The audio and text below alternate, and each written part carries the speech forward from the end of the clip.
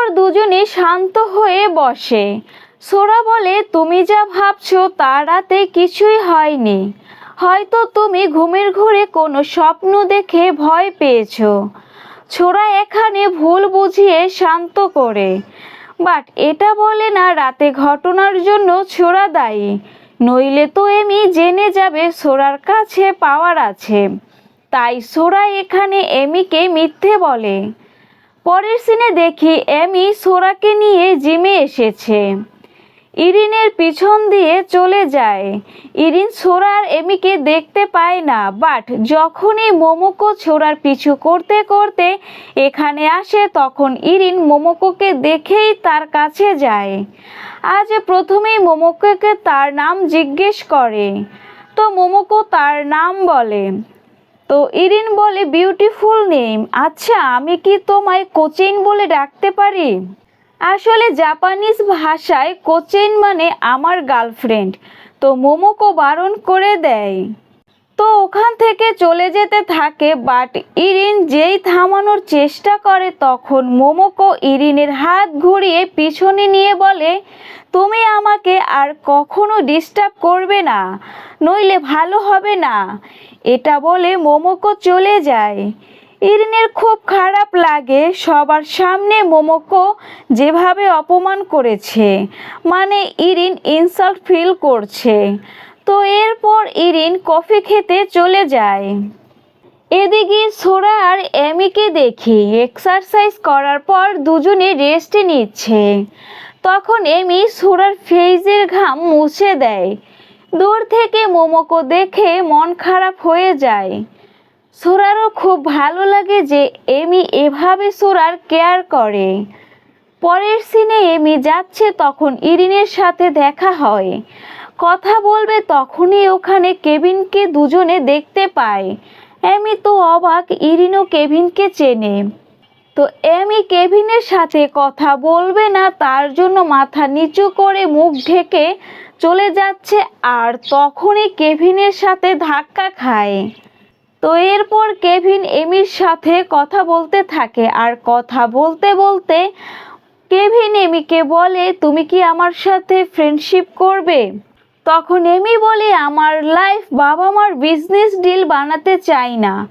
তখন কেভিন বলে, আচ্ছা আমাকে একটা সুযোগ তো দিতে পারো, আমাকে আগে তুমি চেনো জানো বোঝো। আচ্ছা আমার সাথে কি আজকে লাঞ্চ করবে? তো এমি বলে, ঠিক আছে। তো দূর থেকে সোরা যখন এমি আর কেভিনকে কথা বলতে দেখে তখন সোরার একটু জেলাস হয়। তো এরপর সোরার সাথে মোমোকোর দেখা হয়। দুজনে যখন কথা বলছে তখন ইরিন দেখে ফেলে। তখন ইরিন ভাবে মোমোকো আর ছোড়াকে দুজনকে লাইক করে, আর ওরা কি ডেট করছে। তো এগুলো ভেবে ইরিন ওখান থেকে চলে যায়। তো মোমোকো ছোড়াকে বাই বলে চলে যাচ্ছে, তখন কেভিনের সাথে দেখা হয়।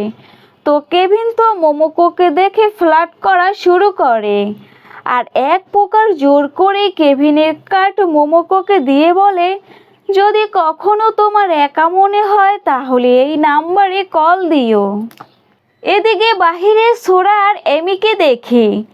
এমি সোরাকে চাবি দিয়ে বলে, তুমি বাসায় চলে যাও, আমি কেভিনের সাথে লাঞ্চে যাব। এখানে সোরার তো খারাপ লাগে, বাট এমিকে বারণ করতে পারে না। এরপর কেভিন আসলে এমি আর কেভিন চলে যায়। তো ওখানে ইরিন এসে ছোড়াকে বলে, আমি তোমায় বাসায় ড্রপ করে দিচ্ছি, তাছাড়া তোমার থেকে আমার কিছু জানারও আছে। এরপর সোরা আর ইরিন গাড়ি করে ওখান থেকে চলে যায়। তো ইরিন মাঝ রাস্তায় গাড়ি এক জায়গায় থামিয়ে ছোড়াকে জিজ্ঞেস করে, তুমি কি মোমোকোকে পছন্দ করো, মানে মোমোকোর সাথে কি ডেট করছো? তো ছোড়া বলে, না মোমোকো তো আমার ফ্রেন্ড। তো ইরিনের ভালো লাগে। তো এরপর জিজ্ঞেস করে, তো এমিকে পছন্দ করো? তখন সোরা আমতা আমতা করে বলে, না। তখন ইরিন সোরার কাছে গিয়ে বলে, তাহলে কি আমাকে পছন্দ করো?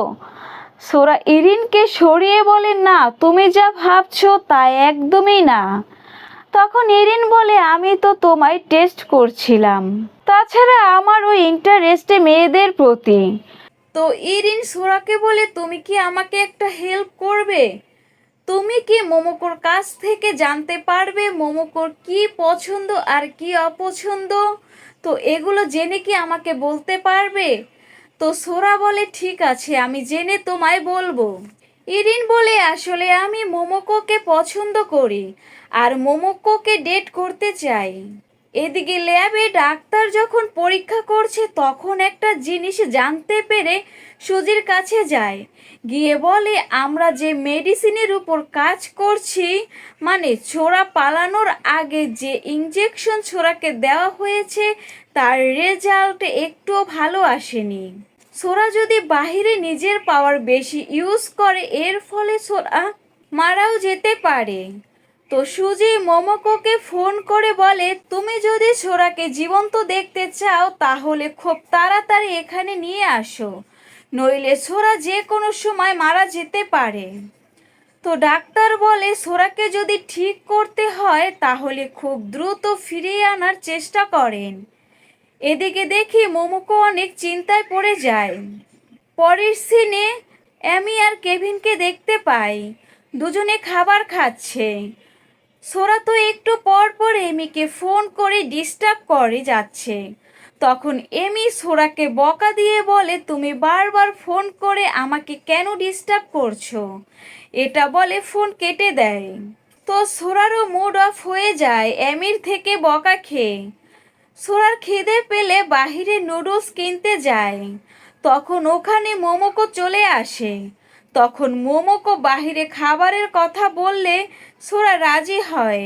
এরপর দেখি মোমোকো আর সোরা খাচ্ছে। মোমোকো ছোরাকে জিজ্ঞেস করে তুমি জাপান কবে যাবে?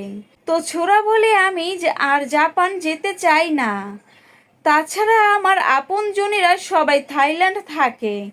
এটা শুনে মোমোকো চুপ হয়ে যায়। তো সোরা মোমোকোকে জিজ্ঞেস করে তোমার কি কি পছন্দ আর কি অপছন্দ তা কি আমাকে বলা যাবে? তোমার বন্ধু হিসেবে জানতে চাইছি। তো মোমোকো বলতে থাকে তার কি পছন্দ আর কি অপছন্দ। পরের সিনে সোরাকে ঘরে তার মায়ের চিঠি পড়তে দেখি। মায়ের চিঠি পড়তে পড়তে সে অনেক ইমোশনাল হয়ে মায়ের কথা মনে করে কান্না করে। তো এদিকে দেখি কেভিন এমিকে ড্রপ করতে এসেছে। কেভিন এমিকে বলে আশা করি তোমার ভালো লেগেছে আমার সাথে সময় কাটিয়ে।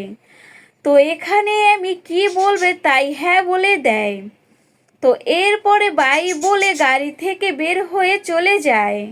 তখন ওখান দিয়ে একটা মেয়ে যাচ্ছে, কেভিন তাকে থামিয়ে ফ্লার্ট করা শুরু করে। তো অ্যামি যখন সিঁড়ি দিয়ে যাচ্ছে তখন দারোয়ান বলে তোমার উপরে ফ্ল্যাটে যে দাদিটা থাকতো সে আজ মারা গেছে, তো তুমি সাবধানে থেকো। কি জানি যদি এখনো তার আত্মা এই বিল্ডিংয়ে থাকে। তো একথা শুনে তো এমি অনেক ভয় পেয়ে যায়। আসলে এমির ছোটবেলা থেকেই ভূতের অনেকে ভয়।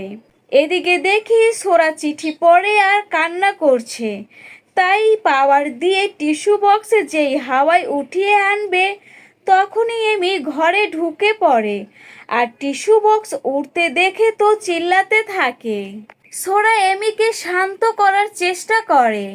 তখন এমি বলে এখানে টিস্যু ভূত আছে, এ ঘর আমাদের জন্য একদমই ঠিক না, আমি এ বাসা থেকে এখনই চলে যাব। তো এমি ঘরে গিয়ে নিজের লাগেজ গোছায়। এমি বলে আমি আর এ ঘরে 1 মিনিটও থাকবো না। তো সোরা এমিকে বোঝানোর চেষ্টা করে তুমি যা ভাবছো তা নয়, ভূত বলতে কিছু হয় না, আর যদিও ভূত চলে আসে আমি তোমায় প্রোটেক্ট করব। আমি তো তোমার কাছে আছি, আমি তোমায় বাঁচিয়ে নেব, তুমি ভয় পেও না। তো এমি শান্ত হয়ে যায়, বলে সত্যি তুমি আমাকে প্রোটেক্ট করবে? তো সোরা বলে আমি তোমায় সব সময় প্রোটেক্ট করব। তুমি যে কোনো প্রবলেমেই থাকো না কেন আমি সব সময় তোমায় প্রোটেক্ট করব, তাই তুমি ভয় পেও না। এমি সোরার কথাগুলো ভালো লাগে, কারণ এমি তো প্রথম থেকেই চাই তো এমন কোনো ছেলে তার জীবনে আসুক যে সব সময় এমির খেয়াল রাখবে, এমির প্রোটেক্ট করবে, এমির কেয়ার করবে। তো এমি তো সোরার দিকে তাকিয়েই থাকে।